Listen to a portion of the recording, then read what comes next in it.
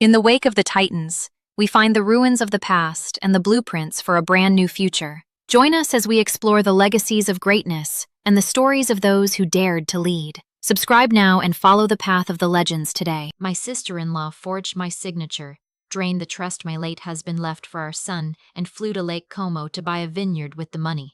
3 days later, she called me sobbing from an Italian police station because the paperwork she'd signed had a tripwire built into it that she never bothered to read.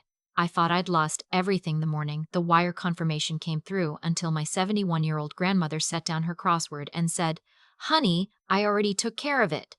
Have you ever been the person everyone in the family leans on, the one they call dependable, right up until the day they decide dependable means disposable?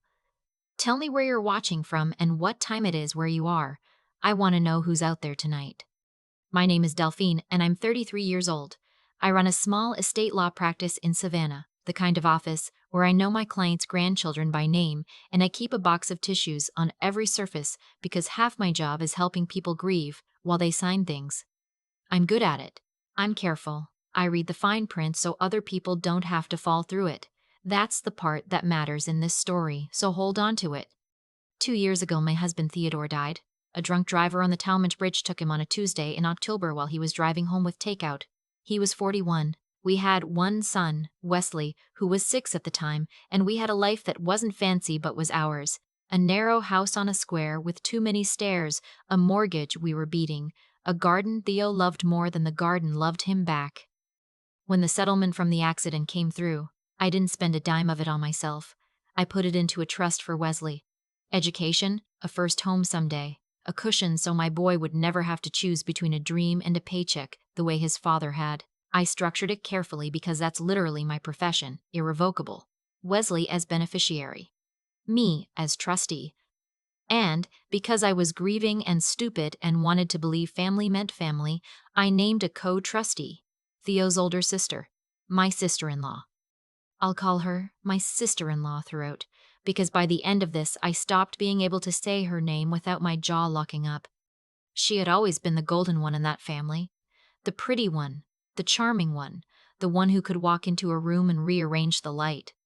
She'd never held a job longer than a season. She'd been bankrolled through 2 divorces, a failed boutique, a worse food truck, and a stint, finding herself, and Tulum that cost the family savings account more than my law degree cost me. And every single time, the verdict from Theo's mother was the same. She just hadn't found her footing yet. She had so much potential. We had to support her. Theo used to roll his eyes about it. After he died, I let it go, because grief makes you generous in ways that come back to bite you. When my mother-in-law suggested I name my sister-in-law co-trustee, so Wesley has family looking out for him, in case anything happens to you, God forbid, I said yes. I told myself it was a safety net. I should have known. A net is just a trap you've agreed to in advance. The morning everything broke, I was in the kitchen burning toast and quizzing Wesley on his spelling words. He's 8 now, stubborn cowlick, his father's laugh, a gap where his front teeth used to be. My phone buzzed against the counter. I almost ignored it. I wish I'd never picked it up, and I'm glad I did, both at the same time. It was an alert from the trust's banking platform. A withdrawal had cleared. The number on the screen didn't make sense to me at first, the way a word stops looking like a word if you stare too long. Then, it did make sense, and my coffee mug slipped a 1/4 inch in my hand before I caught it. The account was empty, not low, empty. $380,000 gone, transferred out in a single wire 2 days prior to an account I didn't recognize, authorized by a signature that was supposedly mine. I stood there in my kitchen with the smoke alarm starting to chirp and my son asking me how to spell necessary, and I felt the floor of my life tilt about 15 degrees to the left. I told Wesley to go grab his backpack, then I called the bank and I used my calmest courtroom voice, and the man on the line was very sorry, but the withdrawal had been authorized by both trustees with notarized signatures, and there was a documentation trail. And was there a problem? There was a problem. The problem was that I had never signed anything. The problem was that the second trustee was my sister-in-law, and the account she'd wired my son's future into had a name on it. I half recognized the name of the man she'd been seeing, the one she brought to Easter and let everyone assume was just a friend. I hung up and I called her, straight to voicemail. I called my mother-in-law, she answered on the fourth ring, and her voice had that bright, brittle quality people get when they already know exactly why you're calling.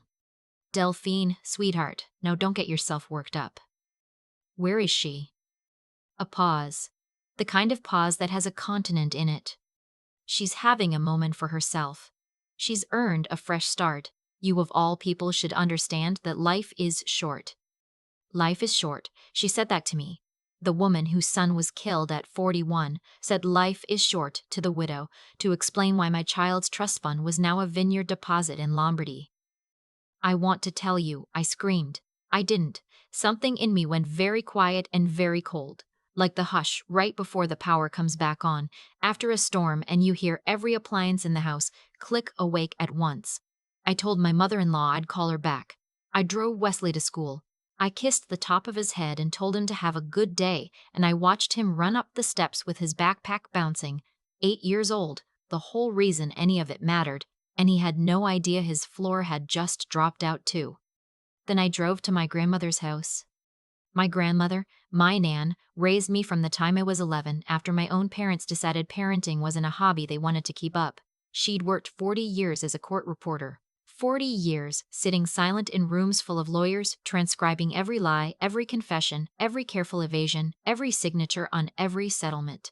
People talked in front of her like she was furniture. She wasn't furniture. She was the most ferociously observant person I have ever known, and she missed absolutely nothing. And the day I told her I was going to law school, she just nodded once like she'd been waiting.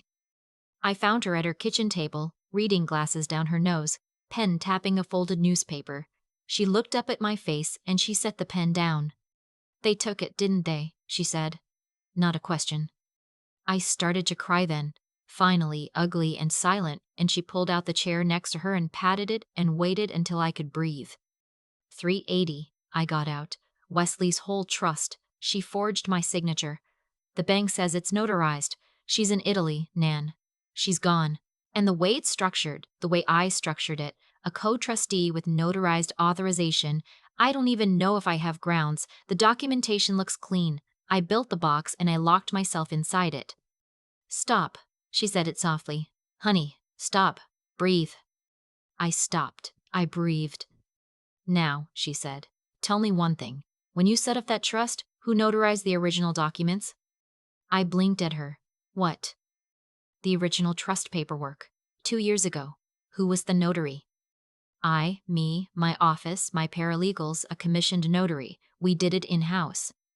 And the wire authorization that supposedly has your signature on it. Notarized by who? I pulled it up on my phone, the documentation trail the bank had emailed me when I demanded it on the call. I scrolled. There was the notary stamp, the seal, the commission number, a name I didn't know. A town 2 hours inland from Savannah. I don't know him, I said. I've never used this notary. My grandmother smiled. It was not a warm smile. It was the smile of a woman who has sat in 10,000 courtrooms and knows exactly how a careless lie sounds when it's read back out loud. No, she said, you haven't. But I know him.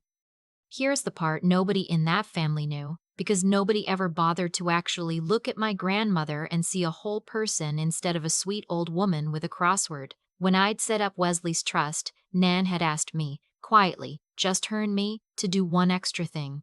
Not part of the official structure, a monitoring instruction, a standing alert tied to the trust's notary registry and to the title and asset monitoring service my firm uses for clients, the kind that flags when a document bearing your name gets filed or notarized anywhere in the state. You spend your whole life reading other people's fine print, she'd told me back then. Who reads yours? I'd thought it was sweet, a worried grandmother. I'd set it up to humor her and then more or less forgotten about it. She had not forgotten about it. 3 days ago, Nan said, sliding her own phone across the table to me, I got a flag. A wire authorization document with your name on it, notarized down in a little town by a man with a suspended commission. Suspended, Delphine. That notary lost his license 8 months ago for stamping things he never witnessed. He's been doing it on the side for cash. I know, because I transcribed the disciplinary hearing that suspended him. I stared at her. The kitchen was very quiet. Somewhere, a clock I'd known my whole life ticked. The signature's forged and the notarization is fraudulent, she said. which means that wire authorization isn't worth the paper it's printed on. It's not a withdrawal, honey. It's a felony. 2 of them, actually, in 2 countries because of where she took the money. But the money's gone, I said. She's already in Italy. She's already what? Nan tilted her head. Spent it on what, a vineyard? I nodded miserably. And how? My grandmother said, with the patience of a woman explaining checkers to a child. Do you suppose a person buys a vineyard? Cash in a duffel bag? No. You buy real estate abroad through escrow, through lawyers, through banks that are required by international anti-money laundering law to verify the source of large incoming funds. She taps the table. When that purchase clears verification, and a foreign property purchase that size will be flagged for source of funds review automatically, somebody is going to ask her to prove where $380,000 came from. And the only document she has proving she had any right to it is a forged authorization notarized by a man whose stamp was illegal the day he used it. I felt something shift in my chest. Not hope, exactly. Something colder and steadier than hope. So I don't have to chase her, I said slowly. No, baby. Nan picked her pen back up and uncapped it. You don't chase a person who's running toward a wall. You just make sure you've got a clean copy of everything and you let her run. That afternoon in my own office, I did the most precise work of my career. I pulled the original trust documents, the real ones, with the real in-house notarization. I pulled the title monitoring flag with its timestamp from 3 days back. I pulled the public record of the notary's suspension. Nan was right. It was right there, 8 months old. I pulled my own travel records and calendar for the day I had supposedly signed and notarized a document 2 hours inland, when in fact I had been in family court in Savannah all afternoon, on the record in front of a judge. I had been transcribed, Nan pointed out, by a court reporter, doing exactly what she'd done for 40 years. I assembled all of it into a single clean package. Then I did 2 things.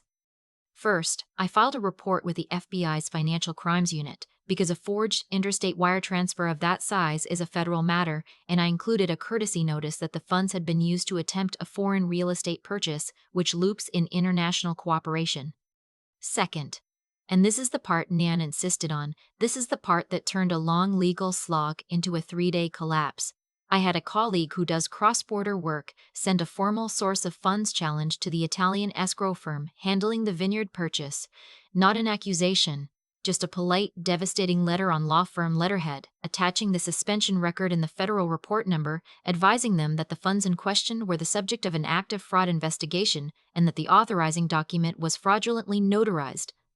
Escrow firms do not gamble. The moment that letter landed, the purchase froze, and the freeze triggered exactly the source of funds review my grandmother had described. Then I did the thing I'd been dreading. I called my mother-in-law back, and I told her in my calmest courtroom voice exactly what was happening. I expected screaming. Instead, I got the same brittle brightness.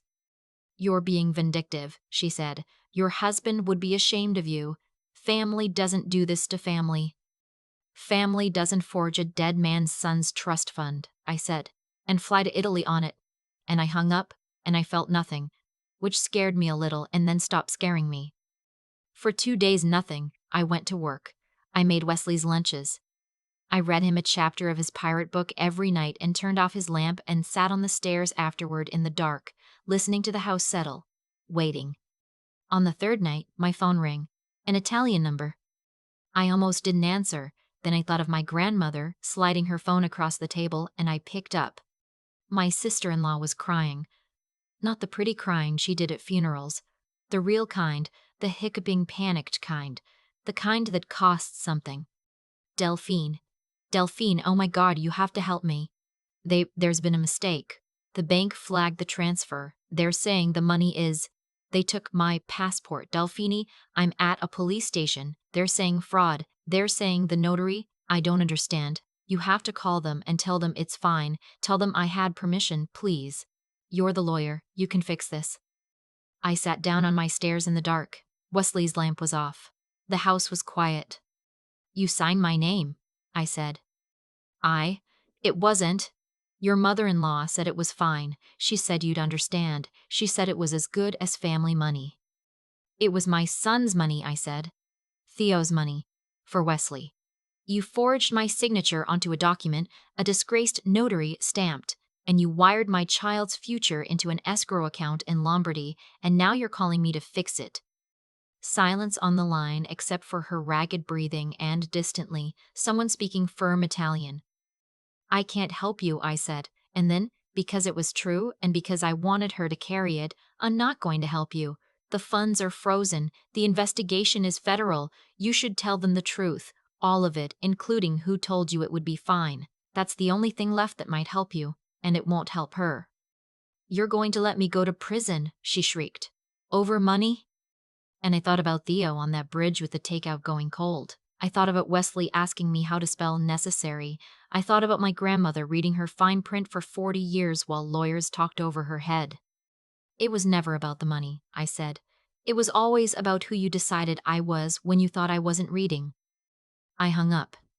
The investigation took 11 months, but the outcome was never really in doubt because forgery doesn't argue well and a fraudulent notarization is a fact, not an opinion.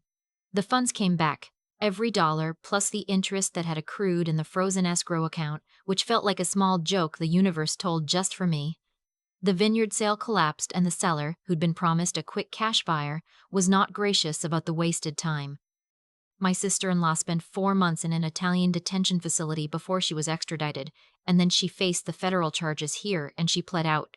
Because the alternative was worse, and the disgraced notary went down with her on a stack of other things he'd stamped that he shouldn't have. My mother-in-law was named in the proceedings as having encouraged the transfer. She wasn't charged, but the family she'd spent her whole life curating found out exactly what she'd encouraged, and that's a sentence of its own kind. She called me, once near the end, weeping, asking how I could do this to family. I let her finish. Then I said the only thing I had left to say to her. I said that family is not the people who share your last name. Family is the people who sit at the kitchen table at 7 in the morning when your whole life just fell through the floor and set down their crossword and say, "I already took care of it." I told her my family was very small now. 2 people and a grandmother. And that we were doing just fine. And I hung up and I blocked the number and I never picked up for that family again. Wesley's trust is whole. I rebuilt the structure with no co-trustee this time, no net I'd agreed to in advance, just clean documents and my grandmother's monitoring alert humming quietly in the background, watching my fine print the way she always had. Nan moved in with us last spring. She has the room with the good morning light. Some mornings I come down and find her at the kitchen table with her crossword and her reading glasses down her nose, and Wesley beside her with his homework, the 2 of them arguing cheerfully about whether a 6-letter word for trap you agree to is better than the one he came up with. He's 9 now. He wants to be a court reporter, which makes her insufferable with pride. I learned the hard way that the people who tell you you're too careful are usually the ones planning to use the gap where you stop being careful. So read your own fine print. And if you're lucky enough to have someone who reads it with you, someone who flags the danger 3 days before it arrives and slides their phone across the table without a word, hold on to that person with both hands. That's not just family, that's the whole point of having one. The thing I keep coming back to, even now, is how quiet it all was. I never raised my voice. I never chased anyone across an ocean. The vineyard collapsed, and the money came home not because I was loud, but because the truth had been written down correctly 2 years before I ever needed it, and because a 71-year-old woman with a crossword puzzle refused to stop watching over me. What my sister-in-law never understood is that consequences don't need you to believe in them. She forged my name onto a document a disgraced notary stamped, and she told herself the rules were for other people, the careful people, the people without imagination. But every choice she made carried its own ending inside it from the very first stroke of that forged signature. She wired stolen money into a system built to ask exactly one question: where did this come from? And she had no honest answer. She didn't get caught because I was clever. She got caught because she was dishonest, and dishonesty leaves a trail whether anyone is hunting you or not. I've thought a lot about why Nan saw it coming when I didn't. It wasn't magic. She spent 40 years in courtrooms learning that the people who get hurt are almost never the ones who lacked information. They're the ones who had it and looked away because looking closely felt unkind. She taught me that real kindness and clear eyes are not opposites. You can love your family and still read the fine print they hand you. In fact, that might be the most loving thing you can do, to refuse to pretend, to insist on knowing what's actually true. And here is what I want you to take from my story, if you take anything. Doing the right thing is not the same as being soft.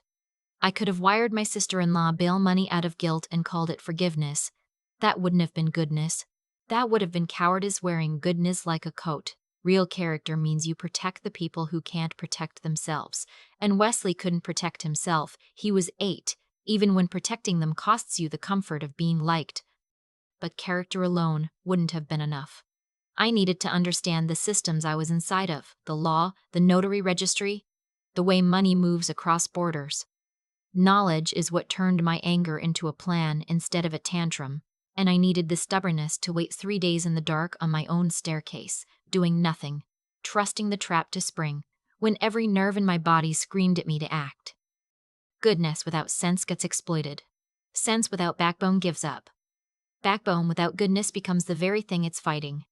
You need all three woven together, the way Nan wove them sitting silent in those rooms for 40 years. So read your own fine print. Protect the small people. And find the one who slides their phone across the table without a word. That person is worth more than any vineyard.